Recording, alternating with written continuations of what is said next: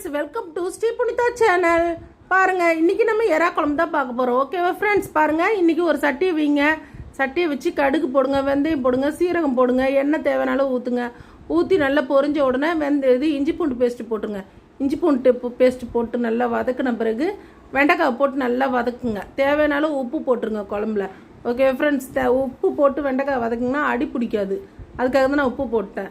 உப்பு போட்டு நல்லா வதக்கின பிறகு வெங்காயம் தக்காளி அதில் போட்டுருங்க. வெங்காயம் தக்காளி போட்டு நல்லா வதக்கிங்க. வதக்கிட்டு அதுக்கப்புறமா நம்ம மிளகாத்தூளும் மஞ்சத்தூளும் போட்டுரும். ஓகேவா? போட்டு தேவையானாலும் புளி ஊற்றுங்க. நான் புளி கரைச்சி வச்சுருக்கேன். புளி தேவையானாலும் ஊற்றுங்க. நாங்கள் கொஞ்சம் புளி இப்போ அதிகமாக தான் சாப்பிடுவோம், அதனால் கொஞ்சம் எக்ஸ்ட்ராவே நான் ஊற்றிருக்கேன். அதுக்கப்புறம் தேவையானாலும் தண்ணி ஊற்றிடுங்க. ஊற்றிட்டு இறாவை நல்லா நான் கழுவி வச்சுருக்கேன் சுத்தம் பண்ணி.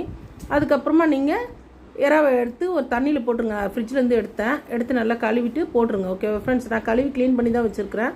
அதனால் ஒரு கழுவு கழுவிட்டு அதோட போட்டுறேன் நான். பாருங்கள், இறாவை போட்டிங்கன்னா ஒரு 10 நிமிஷம் கொதிக்க விடுங்க. உப்புலாம் சரி பார்த்துட்டு அவ்வளோதான் ஃப்ரெண்ட்ஸ், இறா குழம்பு ரெடி ஆகிடும்.